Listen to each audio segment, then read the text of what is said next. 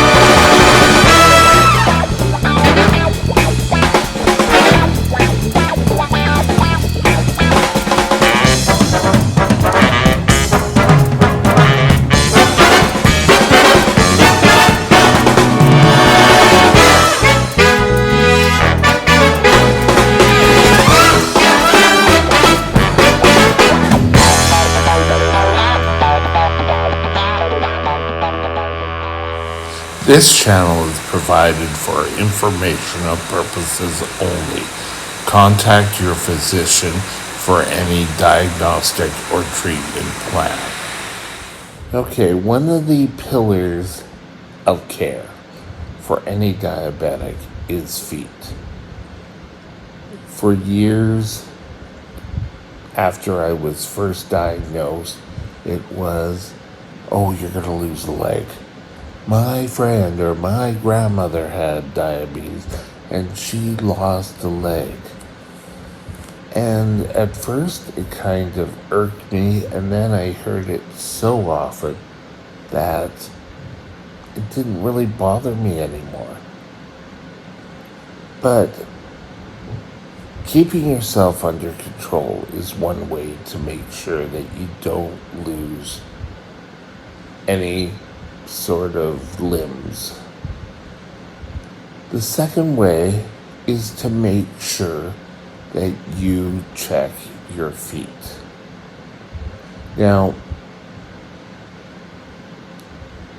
I've told this story on here before, just recently, I think, but I was on my feet for 8 hours out of the day. I was on it, running, doing whatever, and I developed a callus. I really didn't notice it. I guess it came on quite quickly. And I would if this are my feet, with this one, I would do this. I would always roll my feet when standing. It was just, I guess, a nervous twitch. And I got a big callus, which I never really had a problem with until my new endocrinologist sent me to see a podiatrist. And we took our socks off, everything. Got the talk about cutting nails. He cut my nails. All right. And then he looked under and he said, "You have cracks and there's an ulcer in here." I think I was off work for a month.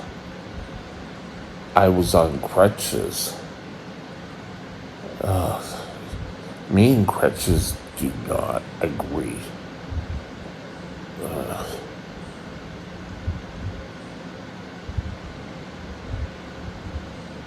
And I would not do much. I would sit there and watch TV.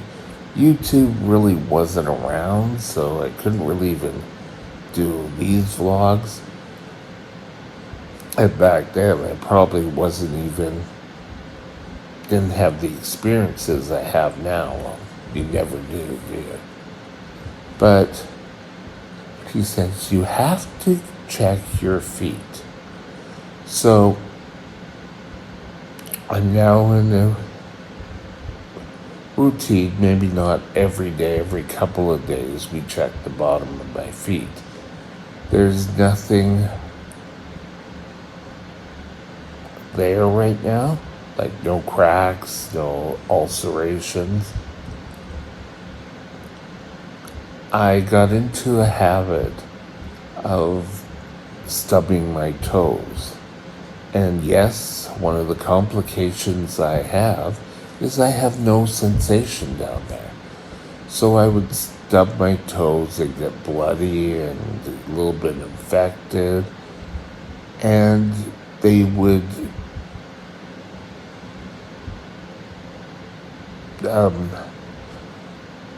tell me to stay off my feet as much as possible. At the time, it was a lot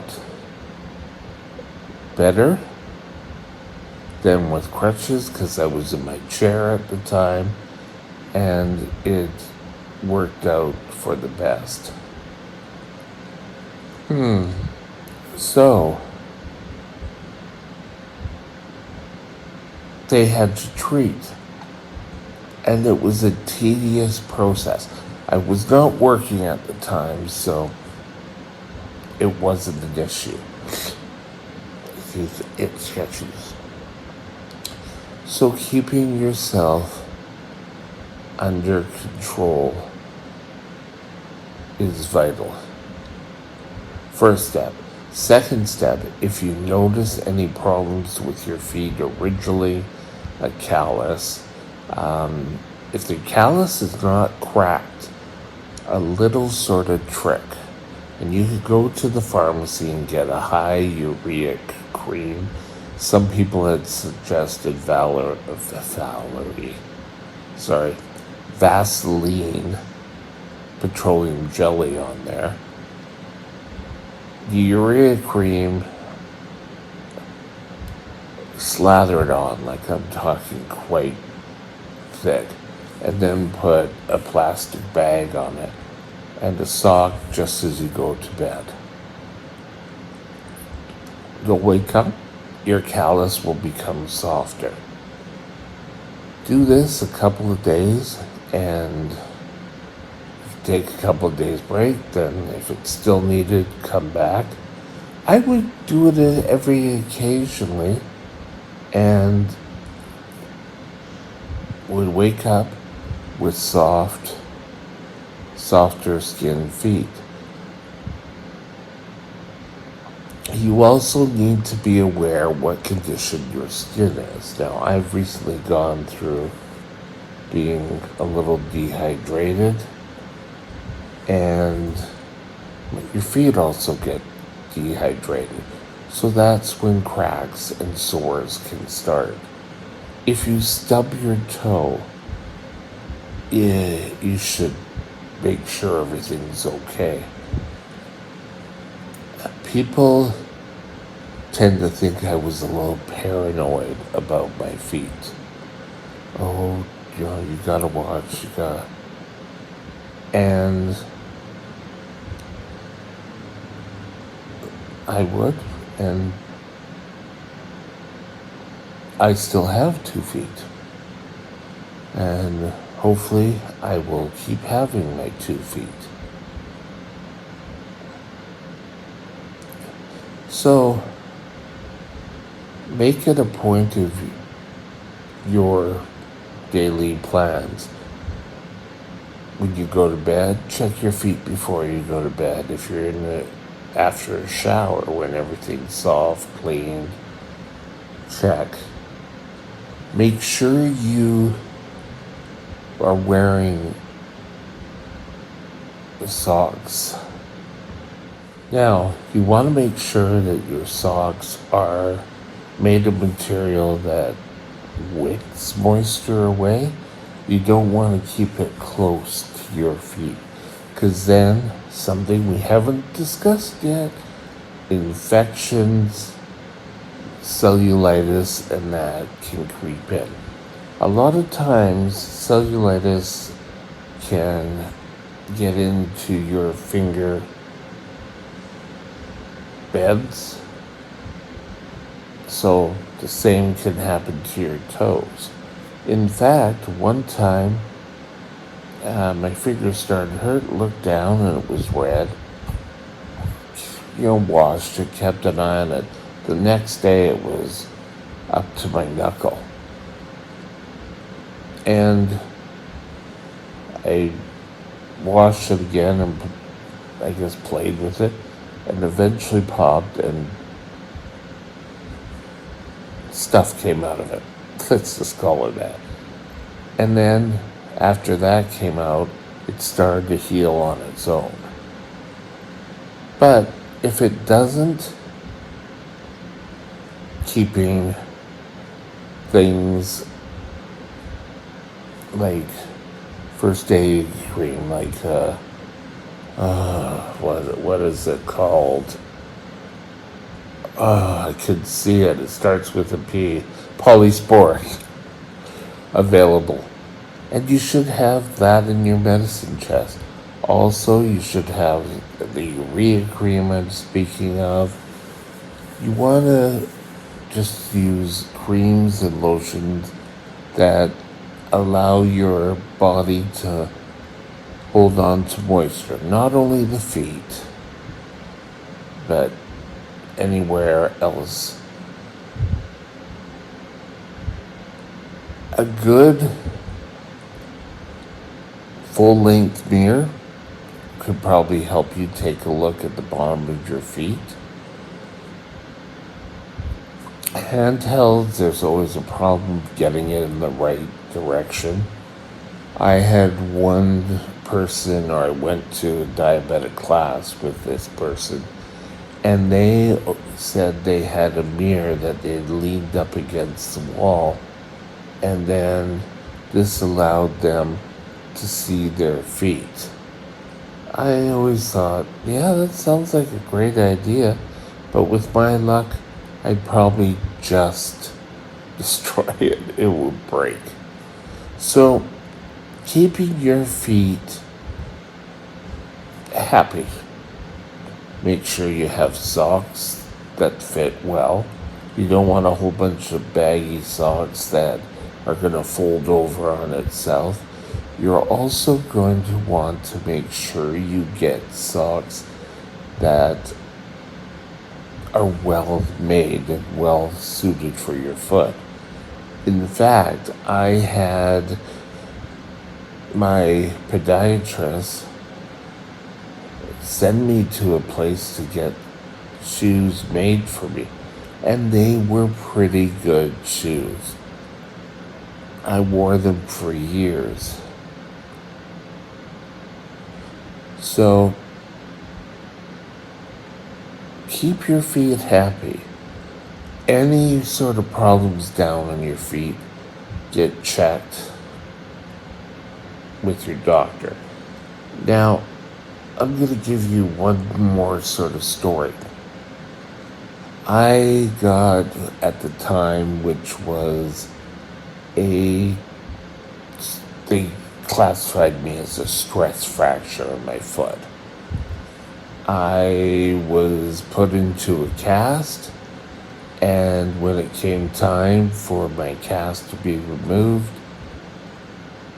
the medical board, or the medical board, the people who worked in the hospitals went on strike. So we're talking doctors, clinicians, and I wasn't able to get it off. And eventually the cast started to break down around my toes. And with it, it sort of irritated, so I started to get sores on the top of my feet. The minute the hospital got back to full working order, I made an appointment and we got it removed, and I had home health for about a week after, coming to make sure that I was healing. I said it before, keeping yourself under control will help healing. If you're out of control, it's going to take a long time to heal. I'm pretty quick now, though my saving grace has been for years that my feet have good, strong pulses in them. For a diabetic of 47 years, I'm lucky. Not all are, so keep an eye on your feet, keep them clean, keep them dry, wear well-fitting shoes and socks. You'll thank yourself. And with that, have a super day, and we'll talk later. Bye now. My email is mikesdiabetesworld@gmail.com. mikesdiabetesworld@gmail.com.